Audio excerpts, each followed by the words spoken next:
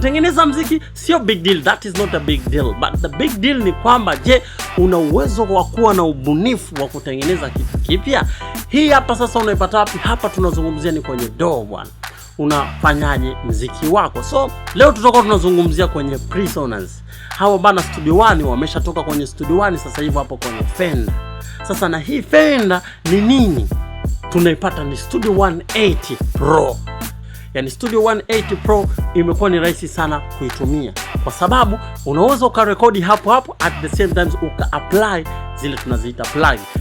Ninazungumzia plug nini? Sound effect. Maybe I want to add auto tune. Unataka ku-add compressor in order to compress your vocals. Wametuongezea vitu vingi sana. Kwanza ina utofauti. Sehemu yake ambao unaweza ukapata upande wako wa kushoto ni hapa chini. Unapaona? Ni rahisi kutumia. Ni rahisi sana. Unapokuwa ukifungua kama hivi, baada ya kuifungua unakuja hapa. Hapa sasa unakuwa unatengeneza kitu kinachoitwa nini? Unakuwa unatengeneza sasa file. Hapa unaweza ukasave vile ambavyo unavyotaka. So baada ya hapo unafungua, bwana mimi ninataka labda kuchukua instrument wako, unachukua hiyo upande wa kulia, hapa pamebandikwa instrument, and then una-drag kutoka huku unakwenda huku. Hiyo ndio Studio 180. Ni nyepesi sana kutumia, lakini wametuongezea vitu vingi sana. Kama hivyo unavyokuambia, unapotaka labda wakati una record wave zako uzioni vizuri, unaziona kama ni ndogo, unakuja hapa upande wa kulia kwa chini hapa, unaizoom hivi. Unaona unapopandisha hivi.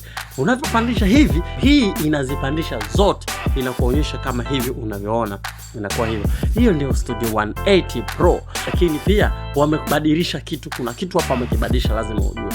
Sisi kule katika Studio One tulikuwa tunazungumzia kwamba ukitaka kwenda ku-export unaenda sehemu palipoandikwa hapa song.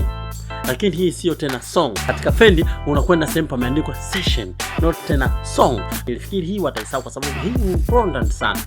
Unaweza kutengeneza zile sauti zako, labda una channel 1 2 3. Hii channel 1 2 3 ukaziadi katika tunaita katika pack group, katika pack folder.